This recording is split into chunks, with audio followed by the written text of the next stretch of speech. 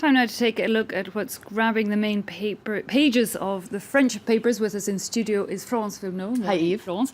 François Hollande's trip to Cuba, I imagine, getting a lot of coverage. That's right. It was the first official visit from a French president to Cuba since the revolution in 1959. So he met with his counterpart, Raúl Castro, and he even got to meet Fidel Castro. So you can see here, Aujourd'hui en France coming back on the day with the Castro brothers. Hollande was on cloud nine, according to Aujourd'hui en France, very excited about this business. Now, he mainly talked business with the Castro brothers, saying that France would be by Cuba's side as it opens to the rest of the world. And he also brushed on the minefield of a subject, which is human rights. But according to Aujourd'hui en France, Le Parisien, it was mainly subliminal messages. Okay, we did see that photo of Fidel Castro and Hollande. Definitely Hollande looking pretty happy to be there.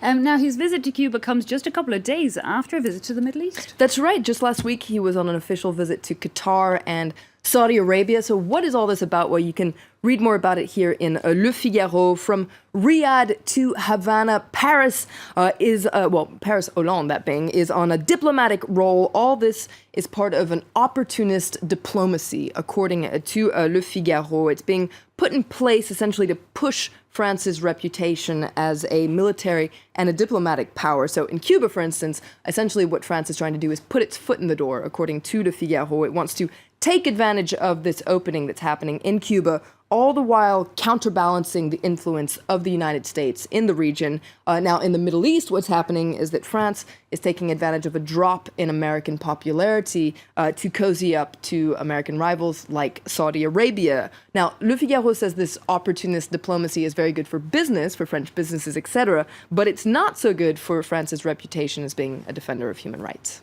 Okay, yeah, definitely one to watch. Well, let's move on to Le Figaro now. It has an exclusive interview with Paris prosecutor Francois Molins, who's in charge of investigating the threat of terrorism here in France. That's right. He paints quite a dark picture of the threat in France right now.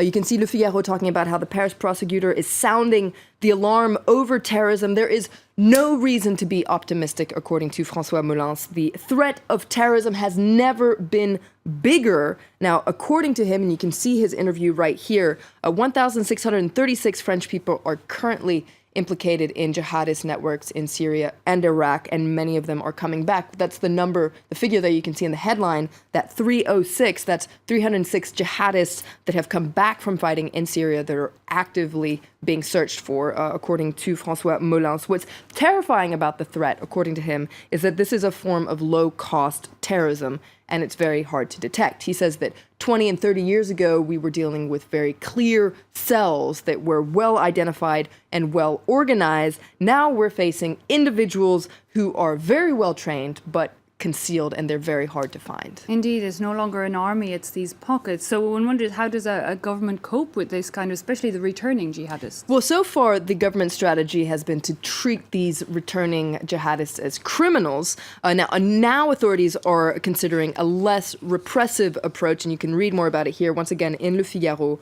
Prime Minister Manuel Valls announced the creation of an organization that will take in certain of these jihadist veterans, as they're being called, essentially people returning from combat zone who aren't facing legal proceedings. So basically people who went to fight jihad, perhaps thinking they were going there for humanitarian reasons, who didn't actually take part in any of these atrocities, but who witnessed them, very upset by these things, coming back to France now. According to Le Figaro, the goal of this center is to undoctrinate, or I guess you could say de-radicalize these individuals, stop them from becoming delinquents, stop them from becoming potential ticking time bombs, and then reinsert them into society. It's a very new project that should see the light of day by the end of the year. Yeah, and a lot of people that have been traveling overseas are indeed very, very young, so you'd imagine a lot to work with there. And now another big story in the French papers, a threat by teachers to strike over a reform. That's right, another threat of a strike. This is over a reform by the education minister,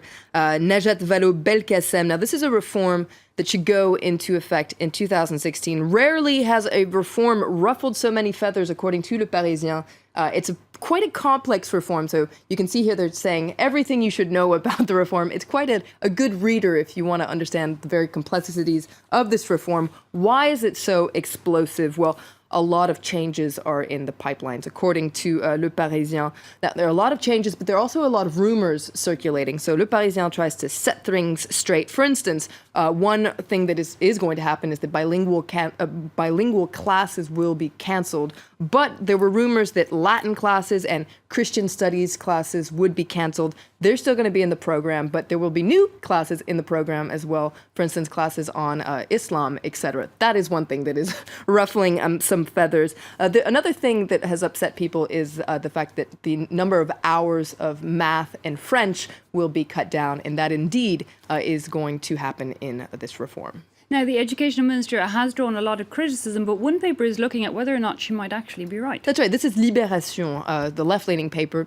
Pretty big fan of the government, especially Vallaud-Belkacem. You can see her here on the front page.